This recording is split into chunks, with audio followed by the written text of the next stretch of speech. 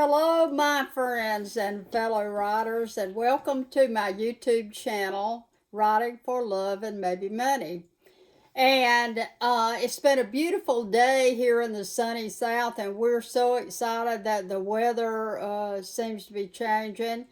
And I was talking in the last video about literary elements, and we had gotten to the literary element of plot.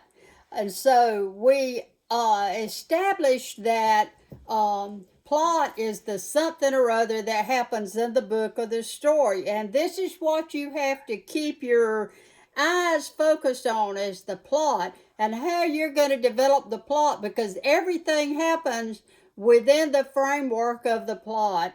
And you can all bet that a great plot is going to make for a really great book and possibly a bestseller, and that's what we're hoping for. And you aspiring writers who are working on developing a plot, I like for you to take a lot of notes, because the notes are what keeps you on track. I've run into a lot of writers that say, oh, we just want to write and just let everything unfold. And so, well, yeah, let the cornbread just fall apart and not have any taste to it. You see what I'm saying? You can't do that. And I studied with some fabulous editors in New York, and they taught me so much. And one thing that they taught me is to outline. And yes, I do outline. Every book that I write is outlined. Every story that I write is outlined, because that's what you have to do. You have to outline. You have to develop your plot by outlining, putting down your key elements, and knowing where you're going pretty much with your plot.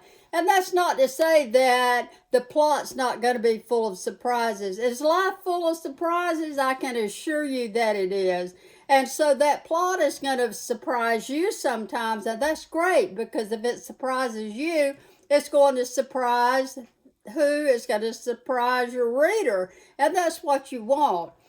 So where do we begin with plot? And with plot, where this is going to begin is it's going to begin where it begins. It's going to begin where it starts. I've met people in my lifetime in airports, and saw a lady and talked to her briefly in L.A. and the airport there, which, as many of you know, is a flat-out nightmare. And she had a little bitty lizard tied to a string, and that was her emotional support animal. And that was so funny to me, but it was very serious to her. And when I started talking to her, she immediately went to telling me why she had the lizard and where she got him, and all that stuff is interesting to me, but it was too much information, okay? So when you're plotting your story or your novel that you're writing, I don't want too much information to start with. I don't want to know all the ifs, ands, and buts about why this book is being written. You know what? You can tell me that a little bit later on, maybe at a writer's conference, but don't tell me that in the book. I first want to know what's happening. Somebody found somebody that they hadn't seen in a long time, that they thought maybe they were dead. Somebody found a sack full of old coins in the field out there. Who does that belong to? So I want an incident told to me to start this story. So that's the first thing we're going to do in the plot, is we're going to have an inciting incident or a jumping off place for this novel. And so the story begins. Now, how do we develop the plot? We go along toward the climax by following rise and action. And you're going to see right here on this podcast very soon a very good chart showing you the different points in the plot. So the first part of the plot is going to be where it starts. I want to know how you're going to get along the road with the rise in action now. And I want to know background information, but I don't want to know it right now. At the beginning of this novel, I want to know who my characters are, where they're from, what they're doing, and what they look like. I don't want one of my readers to get to the second or third chapter and still not know who my character is. What color's her hair? What color her eyes? How tall is she? Does she wear cargo pants, or does she wear big long sweater with some of those what they call tights, we used to call them, but now they call them leggings, and so they changed the wording on us.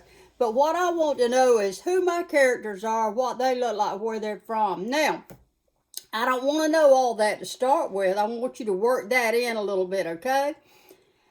I want to know the setting of the story, and that's going to be an element in the plot that you're going to convey to me by telling me where the setting's at. Now, we have a rule in writing, and it's called show, don't tell.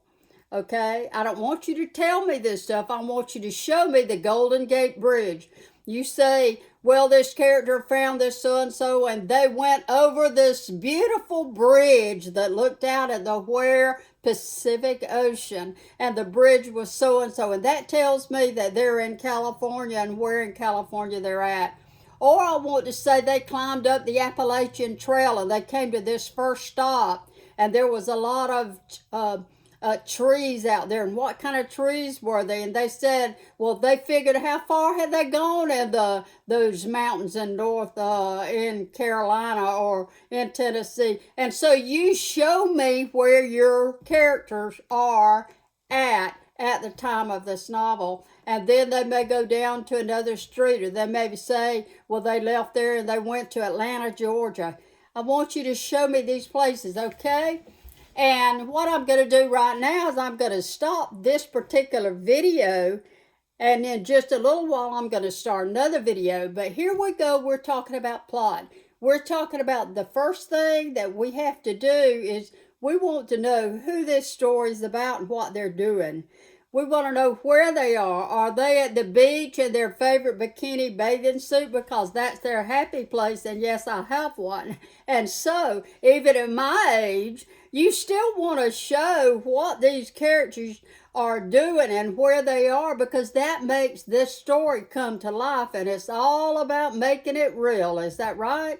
So we're going to follow along with the rise in action. I'm going to tell you how to get along the line of the rise in action. How's the action going to start rising and go toward that climax? And then, of course, we have fallen action, and we have confluence, or we're going to tie the loose strings together. So here we go. And I hope you enjoyed this particular podcast on plot enough that you will subscribe to this YouTube channel. Please subscribe. It's free. You know, nothing in life is free this day and time, but this info is free for you because I love my aspiring writers. Thank you so much for joining me today. Bye.